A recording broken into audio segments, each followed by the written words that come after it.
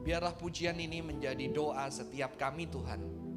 Di dalam segala keterbatasan kami, di dalam ketidaksempurnaan kami, biarlah kami belajar memberikan yang terbaik yang kami punya. Tentunya walaupun dengan segala keterbatasannya. Dan biarlah kami boleh belajar memberikan yang terbaik sampai akhir hidup kami. Belajar mengasihi-Mu Tuhan. Kami akan mendengarkan firman-Mu, biarlah Engkau boleh berbicara buat setiap jemaat-Mu di tempat ini. Kau pakai hamba-Mu dengan segala keterbatasan untuk boleh menjadi berkat hari ini. Terima kasih Tuhan, di dalam nama Tuhan Yesus Kristus kami berdoa. Amin. Shalom jemaat yang dikasihi Tuhan.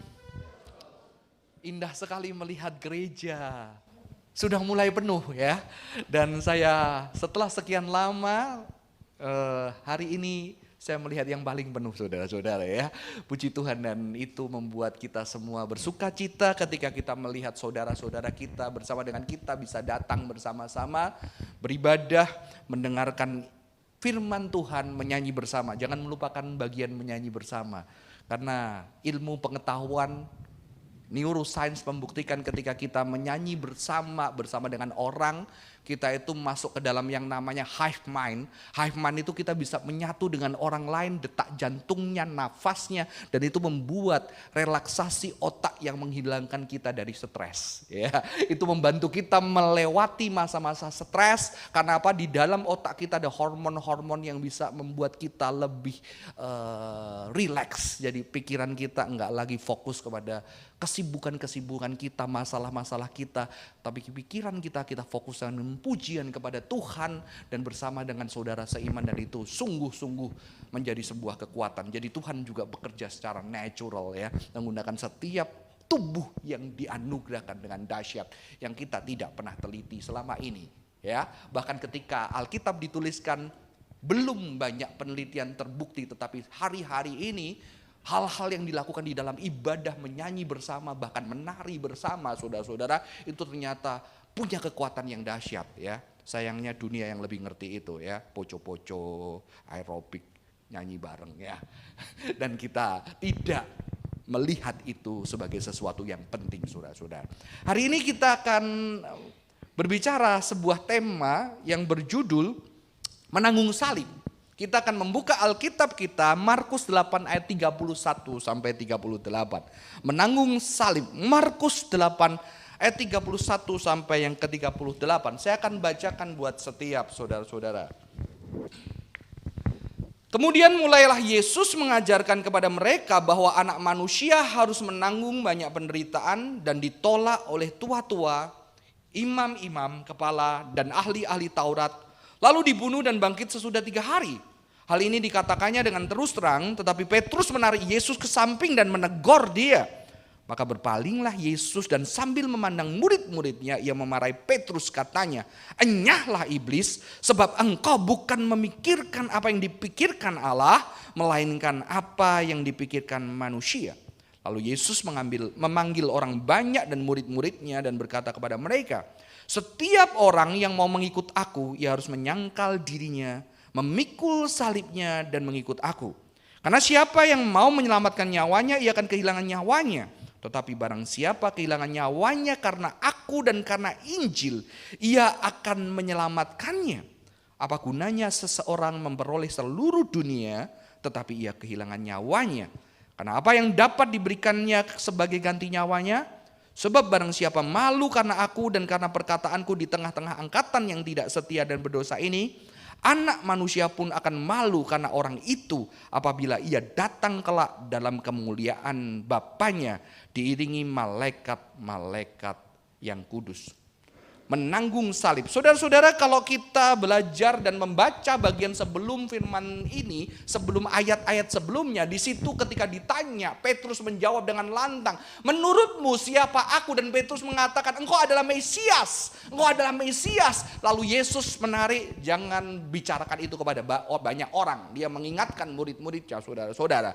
Saudara-saudara, jadi itu kejadian sebelum akhirnya Petrus menarik Yesus dan mengatakan itu tidak mungkin terjadi, saudara-saudara. Beberapa tahun yang lalu ketika saya menonton sebuah film, mungkin Bapak Ibu tidak tahu film ini, Mungkin yang muda-muda lebih tahu. Di sini ada satu cerita, jadi saya tidak spoiler karena ini film yang cukup lama. Kalau saya spoiler maafkan, itu berarti Anda yang kurang mengikuti perkembangan film. Bapak, Ibu, Saudara-saudara ya. Ada seorang anak yang tidak memiliki orang tua dan dia memiliki seorang kakak yang pandai sekali ya, namanya Hiro. Itu anak yang dipeluk itu. Dan kakaknya sangat pandai dan dia menciptakan satu robot yang bentuknya lucu, cabi, warnanya putih. Yang kerjaannya apa? Kerjaannya merawat orang, menanyai gimana perasaan hari ini, memeluk ketika sedih, melihat tubuhnya sehat atau enggak, sedang marah atau sedang tidak enak badan. Jadi robot ini diciptakan yang namanya Baymax. Baymax ini diciptakan betul-betul untuk melayani dan membuat Hiro bahagia. Ya, sehingga pertama Hiro ini terganggu, tetapi ya apa terjadi saudara-saudara setelah itu? Setelah itu ternyata ada satu profesor jahat yang mau mengambil teknologi dari kakaknya Hiro dan dia membunuh kakaknya. Setelah itu Hiro menjadi marah dan kecewa. Ketika dia marah dan kecewa, dia berhadapan dengan robot yang memeluk dia, yang mau membuat hatinya bahagia, yang mau menghibur dia, dan ternyata itu tidak memuaskan. Lalu dia dengan juga punya keahlian, dia menciptakan Baymax ini menjadi mesin tempur. Diinstal jurus-jurus kungfu dan bela diri seluruh dunia, saudara. Dimasukkan, diberikan jubah, diberikan tangan besi, jubah besi, bisa terbang, bisa kungfu, bisa karate dan segala macamnya, saudara-saudara. Mengeluarkan senjata-senjata yang begitu dahsyat untuk apa? Untuk membalaskan dendam atau kemarahan dia kepada orang yang membunuh kakak yang paling dicintai. Dia udah nggak punya keluarga, dia nggak punya papa mama. Sudah, ya. Dia menciptakan robot yang begitu dahsyat untuk melukai.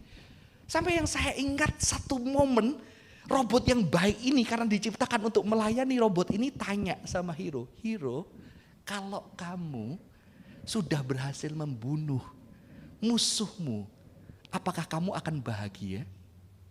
Wah, dan Hiro menjawab apa? Untungnya dia jujur, bahagia enggak? Dia bilang, enggak tahu. Enggak tahu. Tidak tahu, jangan tanya, tidak tahu. Yang pasti kemarahan dan kebencianku besar. Aku tidak tahu bahagia atau tidak bahagia, saudara-saudara. Saudara-saudara, mengapa saya mengawali khotbah saya dengan cerita ini? Karena apa, saudara-saudara? Karena kadang ketika kita mengikut Tuhan, ketika kita mengenal Tuhan, kita membayangkan Tuhan, gambaran Tuhan tentang Tuhan, itu sebetulnya siapa? Kita adalah makhluk bertubuh yang punya kisah hidup. Seperti Hiro, kita punya kisah hidup, kita punya luka-luka, kita punya kesedihan, kita punya kemarahan, kita punya kekecewaan. Makanya sering terjadi konflik di gereja. Kenapa? Karena di gereja banyak orang-orang yang memang punya masalah. Kalau nggak masalah jangan ke gereja. Nggak ada gereja. Nggak usah ke gereja, di dunia juga banyak masalah. Kita hadir dan hidup dengan tubuh yang mempunyai kisah. Dan kisah itu ada luka-luka. Dan luka-luka itu menghasilkan impian-impian kita. Kita ingin seperti ini, kita seperti ini A, B, kita tidak mau seperti C, D. Dan ketika itu kita mengenal Tuhan. Dan ketika kita mengenal Tuhan, kita membayangkan Tuhan seperti apa? Tuhan yang bisa menyelamatkanku, Tuhan yang bisa menghukum orang-orang jahat, Tuhan yang bisa menyelesaikan masalahku. Akhirnya kita membentuk gambaran tentang Tuhan. Maka ada seorang filosof yang ateis mengatakan apa? Man created God in his image.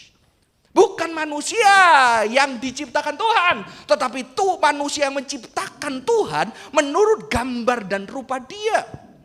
Dia ateis yang percaya semua gambar tentang Tuhan adalah ciptaan otak kita yang sedang sakit. Ya. Tetapi di sini saya ngomong apa? Bukan gambaran Tuhan yang ciptain. Bahkan kita percaya, kita tidak percaya Tuhan yang kita ciptakan dengan memori kita. Tetapi saya percaya bahwa memori kita ini sangat mendistorsi gambaran kita akan Tuhan. Betul? Maka kita banyak kecewa. Karena apa? Karena sebetulnya image gambaran kita tentang Tuhan enggak sesuai. Seperti kita menggambarkan pasangan kita. Gua bayangin ya, dulu dia waktu pacaran, waduh dia bakal setia. Setia nemenin aku kemana-mana. Ternyata Jadi akhirnya apa? Ternyata dia tidak sesuai dengan konsep yang aku bayangkan tentang dia. Setelah 10 tahun bukan nemenin, ninggalin terus. Ya, di situ kita langsung, wah, dia bukan. Salah ini mungkin ya, karena mungkin salah ya. Nggak bisa direvisi ya, atau di-delete. Jadi sebetulnya yang dicintai apa? Memori kita, betul? Cuma kita cari yang cocok. Sayangnya kita nggak bisa mengerti masa depan, sehingga kita nggak tahu ternyata jadinya kayak gini, saudara-saudara. Itulah yang terjadi ketika kita juga bersama dengan Tuhan. Maka ada seorang ahli spiritualitas yang berdoa seperti ini. I pray God, rid me of God. Aku berdoa, Tuhan, lepaskan aku dari Tuhan. Kenapa? Dan lepaskan aku dari Tuhan yang aku ciptakan.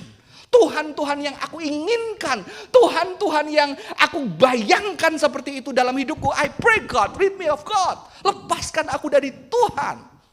Saudara, sebetulnya berhala itu bukan pasti benda-benda yang kita pegang, yang kita cintai. Berhala yang paling bahaya adalah dia tidak berbentuk benda, tetapi adalah berhala konsep-konsep tentang benda-benda, tentang Tuhan bahkan itu bisa menjadi berhala. Betul? Itu bahaya. Dan saudara-saudara, di sini saya mau mengatakan apa? Petrus mengalami hal yang sama. Karena ketika dia katakan, siapa aku? Yesus bertanya, dia mengatakan, engkau Mesias. Tetapi Mesias yang seperti apa di dalam gambaran Petrus? Kita tentunya suka dengan karakter Tuhan tertentu, betul? Aku suka kata Tuhan apa? Setia. Tuhan apa? Adil. Kenapa? Karena dari kecil kita gak pernah ngalamin keadilan. Setia. Tuhan yang kasih. Kenapa? Bapak mama gue gak pernah deket sama gue.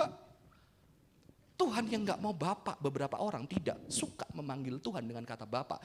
Mengapa? Karena dia begitu dengar kata bapak. Memori dia tentang bapak itu negatif banget. Saya bertahun-tahun gak bisa memanggil Tuhan kayak kata Bapakku yang di surga. Begitu ngomong bapak kayaknya gak enak. Tapi begitu ngomong Tuhan lebih nyaman. Saya perlu belajar memanggil dia sebagai Bapa. Karena ada distorsi tentang Bapa. Saudara-saudara, ini terjadi. Jadi bayangan tentang Mesias, jangan berkata ketika Petrus mengatakan engkau adalah Mesias yang hidup, berarti benar dia mengenal Yesus pada Mesias. Saudara, pada masa itu gambaran Mesias itu banyak banget. Dan saya percaya waktu itu Petrus menggambarkan apa? Mesias itu seperti Daud yang akhirnya membuat Israel menjadi kuat. Seperti Salomo yang membuat Israel semakin kaya, hebat, nggak dijajah siapapun. Israel itu seperti Musa yang mukulin orang Mesir. Yang akhirnya pergi dari Mesir memimpin bangsa Israel sehingga orang Mesir semua dibantai dengan laut yang tenggelam dan mereka bisa bersukaria. Mereka menggambarkan Mesias. Saya percaya Petrus menggambarkan Mesias dengan begitu detil sebagai seorang yang melihat Mesias akan datang untuk mengalahkan kekuasaan asing. Saudara-saudara. Dan untuk gambaran itu Petrus rela apa saudara-saudara? Waktu kita baca ayat tadi untuk gambaran itu Petrus menarik Yesus dan menegur dia. Ya. Menegur dia. Petrus marah kepada Yesus. Dia narik Tuhannya. Dia narik gurunya. Dia belum tahu waktu itu Tuhan gitu ya. Dia menarik dan menegur dia dengan keras. Bahasa yang asli diterjemahkan sebagai memarahi dan mencela. Jangan. Ini kurang ajar gak? Saudara, saya percaya Yesus ketika menyatakan itu tentunya aku akan menderita dan segala macamnya. Apakah Yesus dengan aku akan menderita sengsara? Enggak, itu sakit jiwa saudara-saudara. Saya percaya Yesus 100% manusia. Ketika dia menyatakan itu satu kebenaran. Tetapi Yesus juga mengatakan dengan berat hati. Karena dia harus mengalami itu. Dan kita tahu ketika Yesus di Getsemani, dia juga berpeluh sampai berdoa, berpeluh darah dan mengatakan kalau bisa ini jauh dari padaku. Sebetulnya ketika kita tahu kita bakal menderita. Sebagai pemimpin, sebagai kepala keluarga kita tahu kita bakal menderita. Dan sampai kita bercerita dan menceritakan kepada keluarga kita. Kita mau direspon kayak gimana? Anak kita ngarik, "Pak, jangan ngomong gitu, Pak. Udah." Ini goblok gitu ya, saudara-saudara. Sedih, bukan goblok. Ini sedih banget, ini enggak ngerti. Ya. Tapi apakah Petrus tidak rela sengsara? Rela. Betul? Untuk konsepnya Petrus rela sengsara. Apa buktinya? Ketika Yesus ditangkap, Petrus apa? Dia pegang pedang. Tidak dituliskan itu pedang prajurit. Saya dulu diceritain itu pedang prajurit dicabut, nggak ada ayatnya, saudara-saudara ya, nggak ada ayatnya. Jadi saya percaya dia mencabut pedangnya, ya itu pedangnya sendiri. Jadi dia kemana-mana bawa pedang, saudara. Pisau itu mungkin pedang Romawi yang pendek dipotongin langsung telinganya. Kemungkinannya 2, Petrus jago kungfu, gitu ya. Kalau enggak kenapa tepat telinganya, betul nggak? Atau tidak sengaja gitu ya, maunya kepala tapi kena telinga begitu. Tapi dia pegang dan dia melawan dan dia tidak takut. Sebagai nelayan dia berani. Dan kalau saya bayangkan ada satu film yang namanya The Chosen, dia menggambarkan Petrus apa? Petrus itu dulu udah kecewa, marah sama ahli Taurat, pemungut pajak, dia benci sama Romawi, sehingga dia ketika mengikut Yesus, dia siap nih, ayo kita lawan, kita siap, kita akan melakukan pembebasan buat bangsa ini. Jadi dia punya semangat dan dia rela mati, rela sengsara, asal melayani Kristus di dalam konsep dia. Saudara-saudara, jadi orang yang melakukan kesalahan juga rela sengsara, rela mati. Ya. Jadi Petrus rela menderita, bukan Petrus gak mau menderita. Tapi dia tahu dengan kebayangannya, dengan impiannya ketika nanti dia berperang, dia akan boleh, mungkin dia rela mengorbankan dirinya bersama dengan Yesus. Dia membayangkan mungkin dia seperti tentara-tentaranya Daud yang hebat-hebat. Di sekeliling tentaranya nanti berperang sama Daud di depan, yang pahlawan yang bahkan berperang dan membunuh banyak orang. Saudara-saudara, Petrus membayangkan dirinya, ya, dan rela menderita. Jadi di sini kita hati-hati dengan imajinasi Tuhan, imajinasi pengikutan kita akan Tuhan yang telah menubuh di dalam hidup kita. Mengapa? Karena kita punya tubuh, kita punya kisah. Sehingga ketika kita membaca Alkitab, ketika kita membayangkan Tuhan, kita punya impian-impian tertentu tentang Tuhan yang akhirnya menjadi konsep dan akhirnya menjadi berhala. Sehingga kalau Tuhan tidak seperti itu, kita nggak bisa menerima realita hidup. Dan itu adalah berhala yang tidak kelihatan. Karena kita setiap minggu beribadah, kita minggu pelayanan, bahkan saya sebagai hamba Tuhan, saya juga bisa berkhotbah, tapi saya punya konsep tentang Tuhan yang ketika Tuhan tidak sesuai dengan konsep saya struggle, saya bergumul di situ, saudara-saudara. Ya, saya percaya Petrus punya penderitaan, kesedihan, kemarahan, kekecewaan dan harapan. Dan saya percaya banget Petrus ini berani menderita, berani mati untuk yang dipercayainya. Tapi ternyata bukan ini yang dikatakan Tuhan. Karena Tuhan mengatakan kamu menggunakan human perspektifmu, menggunakan pikiran manusiamu. Saudara-saudara, bukankah di dalam kekristenan kita sering seperti Petrus? Mungkin kita gak kayak Petrus, kita udah percaya Tuhan yang menderita. Tapi realitanya ketika kita menjalani hari kita, ketika kita mengalami kesulitan dalam hidup, bayangan kita apa?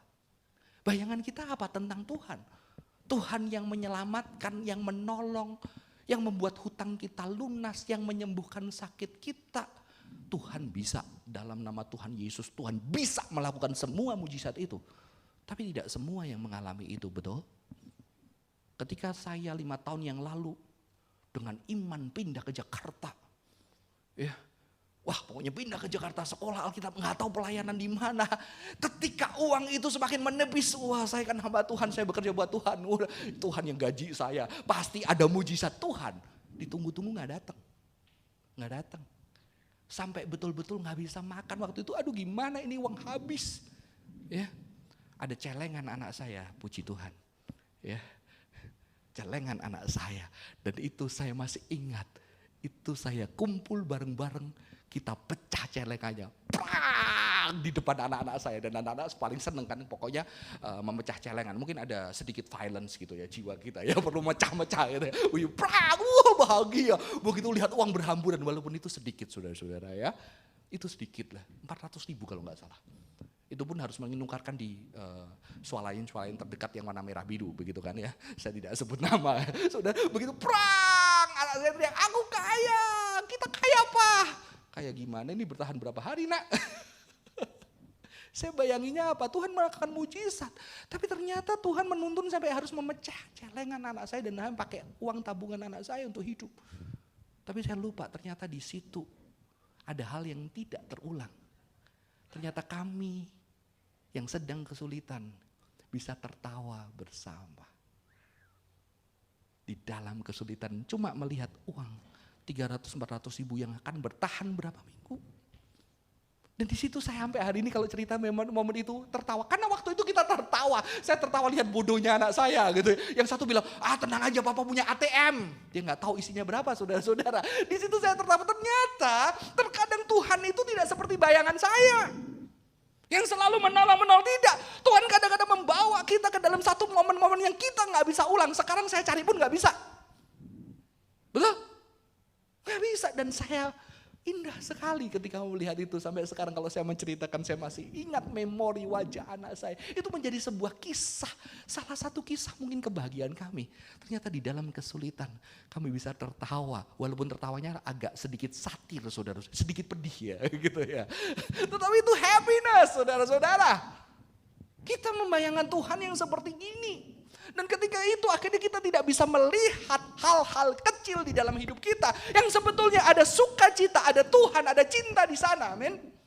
Kita nggak bisa. Kenapa? Karena kita punya human perspective. Human perspective kita yang kita bangun, yang mendefinisikan Tuhan, yang menguasai Tuhan, yang menciptakan Tuhan sesuai dengan gambaran kita. Saudara, tidak bisa tidak kita punya konsep dalam mengenal Tuhan. Betul? Tetapi konsep itu jangan menjadi berhala yang mati.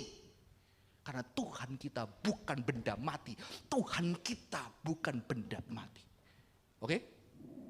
Seperti kita punya gambaran tentang suami atau istri.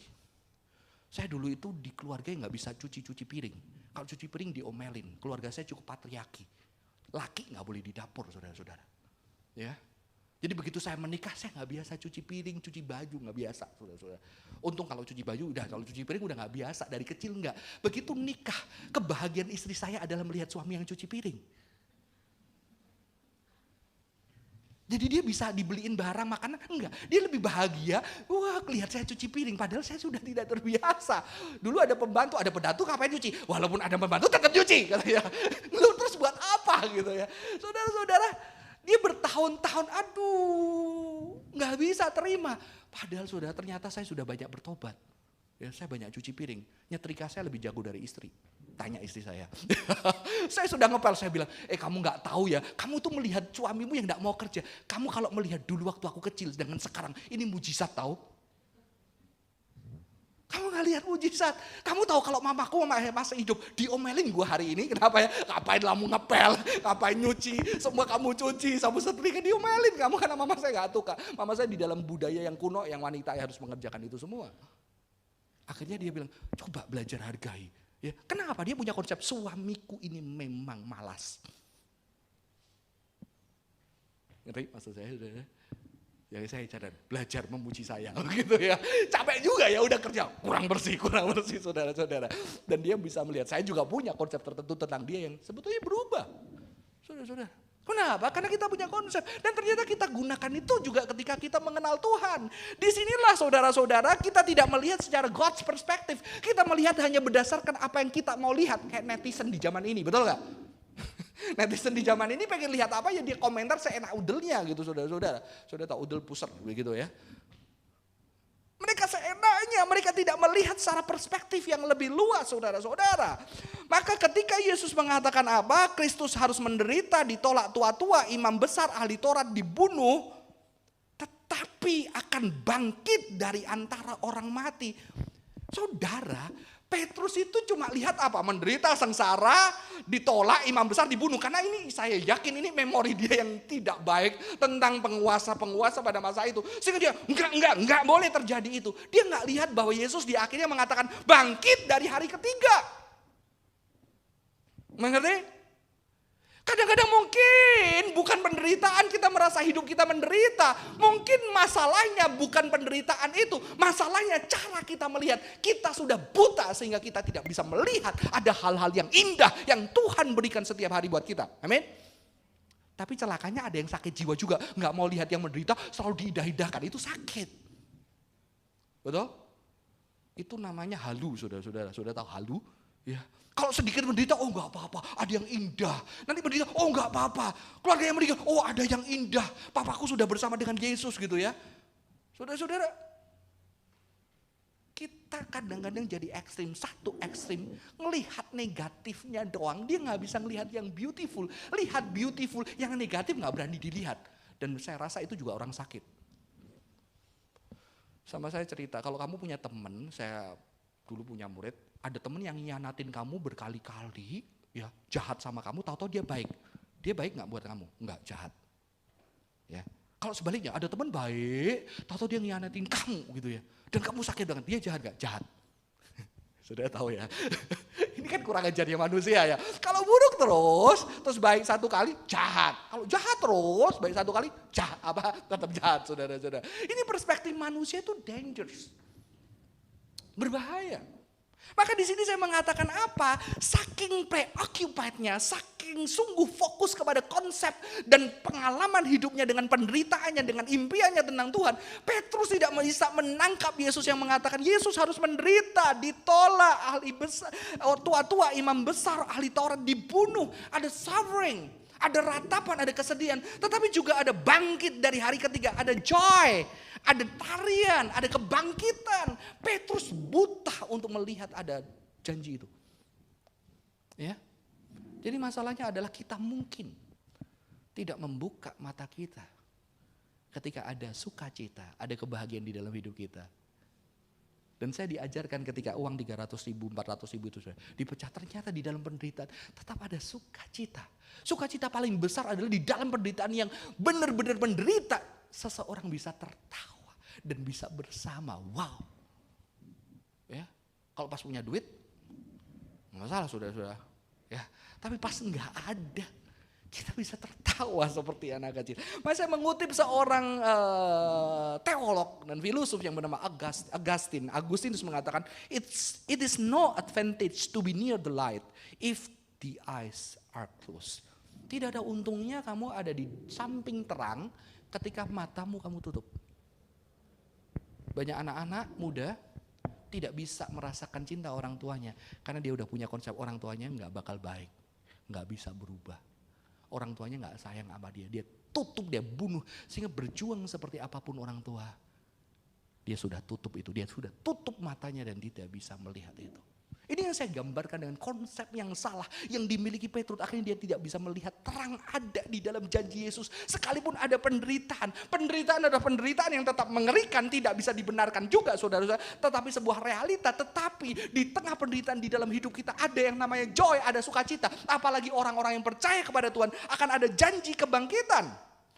Jadi maka itu Yesus mengatakan orang yang mengikut dia harus memikul salib, mengikut dia.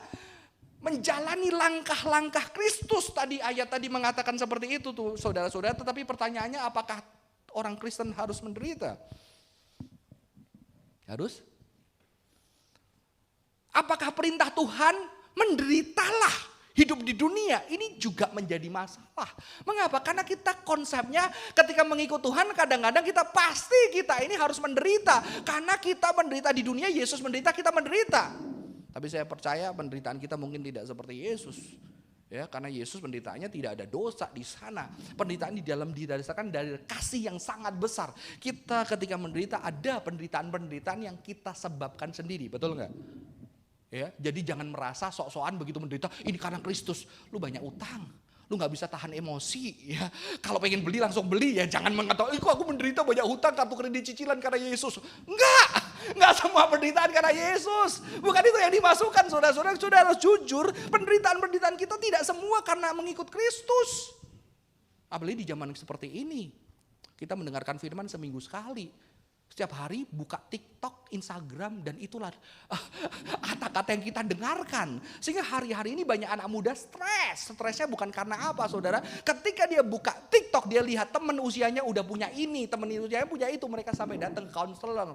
Kenapa? Gue mau gila, temen gue udah berhasil semua, gue nothing. Ya, itu penderitaan karena siapa? Karena Kristus? No.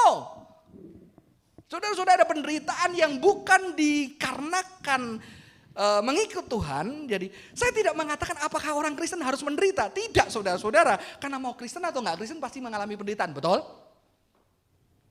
Dan perintah Tuhan Yesus bukan menderitalah. Maka di sini kadang-kadang orang salah. Kalau hamba Tuhan di kalangan teologi tertentu harus menderita. Kalau hamba Tuhannya sampai susah, bajunya jelek gitu ya. Gak bisa makan, sengsara, sampai mecah celengan. Oh ini benar-benar hamba Tuhan. Saudara, Anda sakit. Kenapa di Alkitab dicatatkan Tuhan memberkati orang luar biasa, betul? Tapi teologi yang sebaliknya, kalau hamba Tuhannya naik sepeda, susah hidupnya, dia tidak diberkati, dikutuk anak Tuhan yang dikutuk. Jadi ada dua ekstrim teologi penderitaan dan teologi kemakmuran, saudara-saudara. Ya kita salah satunya, kita yang mana ya? Jawab sendiri, saudara-saudara. Wah, sehingga akhirnya kasihan dia melihat penderitaan. Jadi itu yang namanya rohani harus menderita. Kalau nggak menderita nggak rohani. Apakah perintah Alkitab menderitalah? Menderitalah itu realita.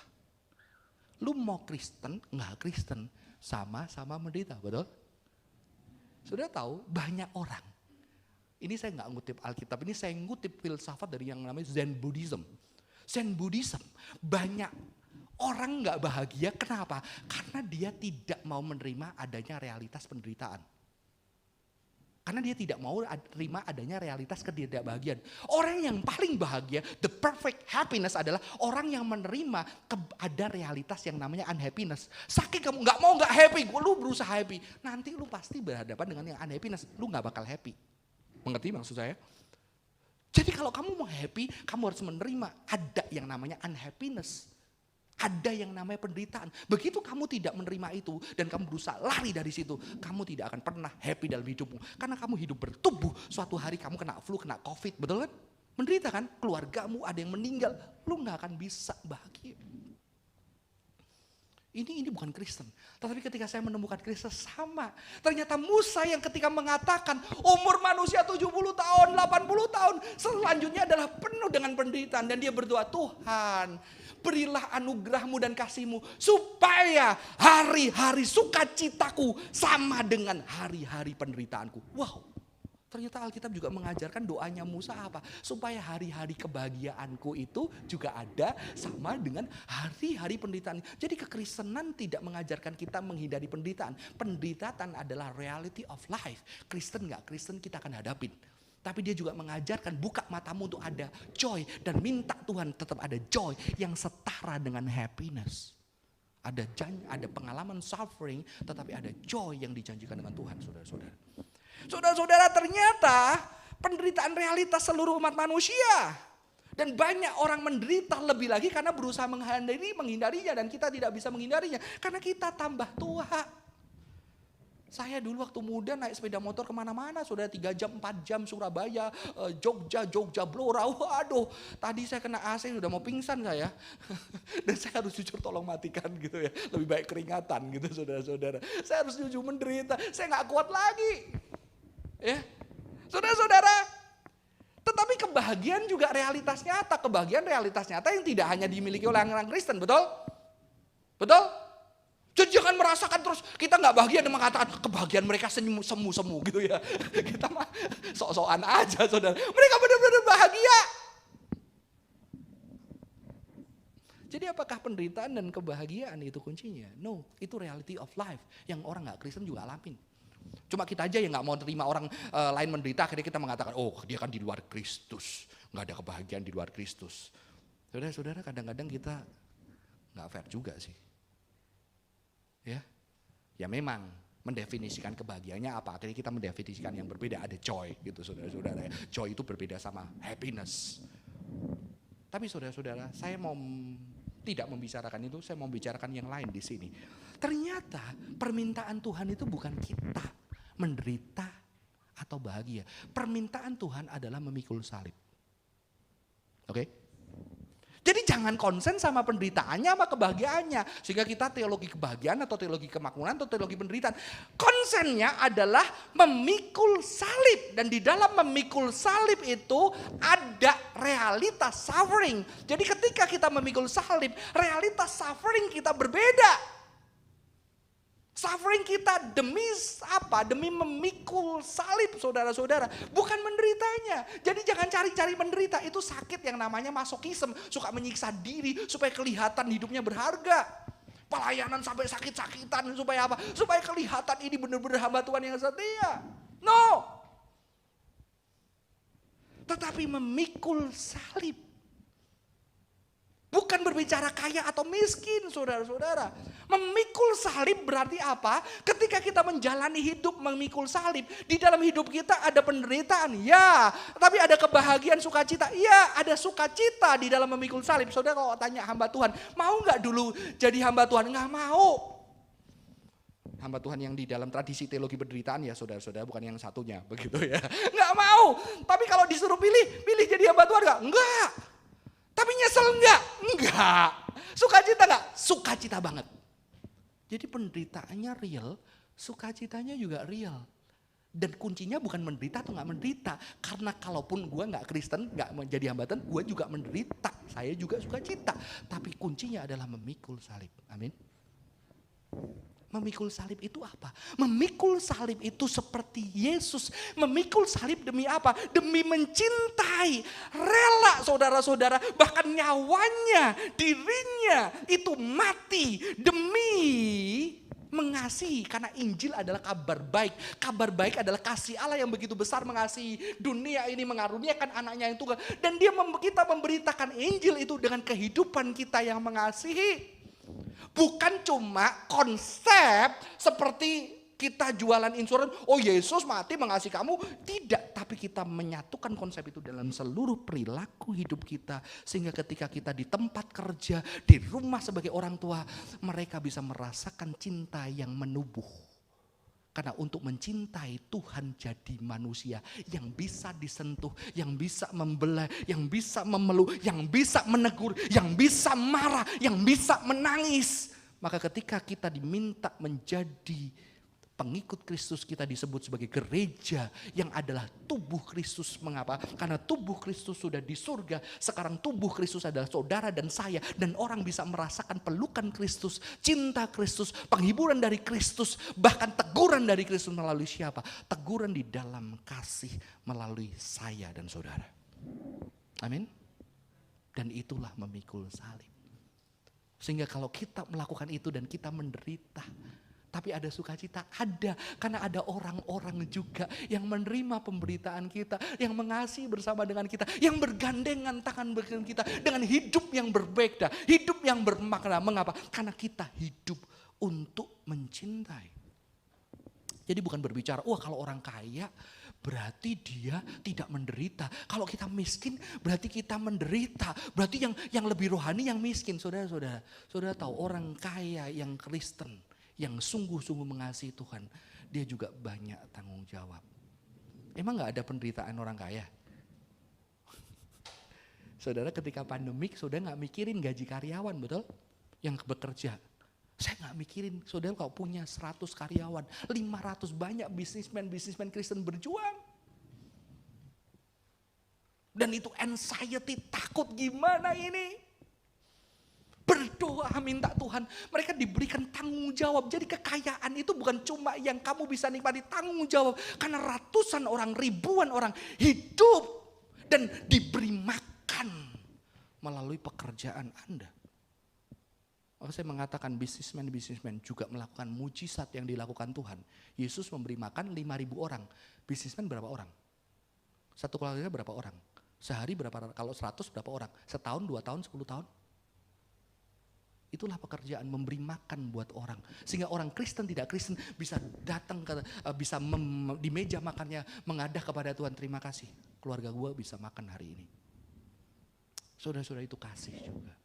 Ya, kita melihat bukan menderitanya, tetapi memikul salib yang konsekuensinya ada penderitaan, tapi juga ada sukacita, juga ada kebahagiaan. Kebahagiaan di sana ketika kita bisa mengasihi dan ada orang-orang yang merasakan kasih Tuhan. Itu bahkan mungkin kebahagiaan yang terbesar. Saya kasih uang saku ke anak saya gitu ya setiap bulan. Ayo Pak, uang sakunya belum, Bapak gak ada duit, sorry ya hutang gitu ya saudara-saudara. Kadang begitu ya, tapi lebih banyak gak hutangnya. Setelah itu saya juga lihat mereka bahagia dapat uang gitu ya, bahagia gitu. Ada yang lebih boros, ada yang gak boros, ada yang paling kaya. Saya bilang ini paling kaya di keluarga saya gitu ya, tabungannya banyak. Yang satu baru berapa minggu udah habis gitu ya, yang setengah-tengah gak jelas gitu. Saudara ada seperti ini, tapi saya rasa apakah kebahagiaan aja mereka seperti itu. Suatu hari ketika pembantu kami sakit, keluarganya sulit, gak bisa ke dokter. Saya bilang, ayo bareng-bareng yuk, papa, mama, kamu. Kita donasi. Saya bilang pakai kata donasi gitu ya. Karena kadang apa ketika di gereja ajarkan, oh yuk kasih persembahan, mereka cuma masukin di amplop. Mereka dimasukin, ya udah ngampun. Mereka nggak ngerasain tubuhnya itu berjumpa dengan orang yang diberi. Dan di situ tidak ada kemanusiaan yang terjalin. Itulah masalah dunia modern. Saya ajarkan, ayo kita bareng-bareng.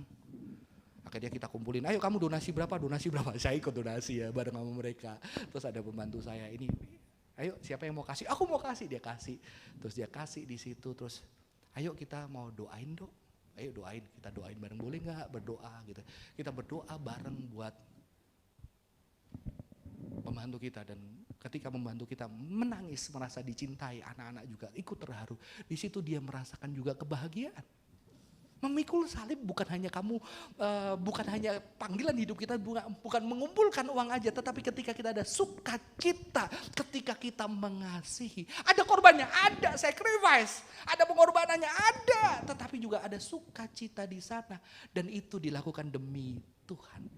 Amin. Jadi mau menderita, nggak ikut Tuhan pun menderita. Jadi lebih baik menderita yang bermakna. Amin. Tapi juga tidak cuma penderitaan. Kenapa? Karena Tuhan juga ada sukacita ketika kita melakukan ini. Saudara-saudara, Alkitab mengatakan tangan yang di atas lebih berbahagia. Memberi itu lebih baik daripada menerima. Saudara, kenapa kita nggak bahagia? Karena kita minta terus. Kita nggak pernah beri. Tapi luar biasa ya, Tuhan itu memberi, tapi Tuhan juga menerima. Supaya apa? Supaya orang-orang yang memberi Tuhan bisa berbahagia. Betul? Sehingga Tuhan bisa minta sama Lazarus. Sakeus. Lazarus dikubur saudara-saudara ya. Sakeus dia minta, ayo gua makan ke rumahmu, nginep, dijamu. Dan Tuhan menerima sehingga apa? Sehingga Sakeus berbahagia. Karena dia orang berdosa yang diterima pemberiannya sama Tuhan. Tuhan tidak cuma menerima, tapi Tuhan juga memberi. Ya. Tuhan memberikan kita kesempatan setiap hari untuk melihat keindahan. Jadi apa kesimpulan hari ini khotbah saudara? Hati-hati dengan konsep Tuhan yang kita ciptakan. Karena itu bisa membuat kita tidak bisa melihat sukacita terang di sekeliling kita. Amin. Yang kedua, mencintai di dalam Kristus rela. Bahkan jika kamu harus menderita, rela menderita. Jadi orang di luar menderita, kita juga menderita. Tapi menderita kita beda, kita belajar mencintai orang lain. Menceritakan kasih Kristus di dalam perbuatan yang nyata, itu juga ada sukacita. Jadi kekristenan tidak berbicara hanya penderitaan. Kekristenan berbicara ada sukacita, tetapi lebih dari itu memikul salib yang artinya apa? Mengasihi dengan tubuh kita setiap harinya orang-orang, supaya mereka bisa mencicipi tangan Kristus, tatapan Kristus, kasih Kristus, perbuatan-perbuatan dari Kristus. Amin. Semoga ini memberikan kekuatan buat kita. Teruslah memikul salib. Jadi jangan membayangkan memikulnya terlalu berat. Tapi ada sukacita, ada menderitanya juga. Tapi ada sukacita karena kita mikulnya tidak sendirian. Kita bersama dengan Tuhan. Kita bersama dengan orang-orang yang kita cintai. Dan ketika kita mencintai, kita juga bisa mendapatkan anugerah dengan merasakan sukacita yang besar.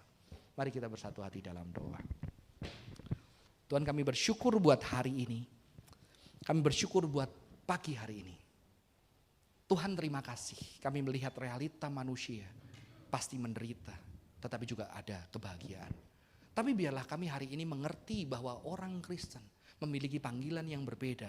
Panggilan mengasihi, sehingga penderitaan kami, sukacita kami atau duka cita kami ataupun sukacita kami, semua dipeluk di dalam kasih Kristus. Perbuatan kami yang terus berjuang setiap harinya.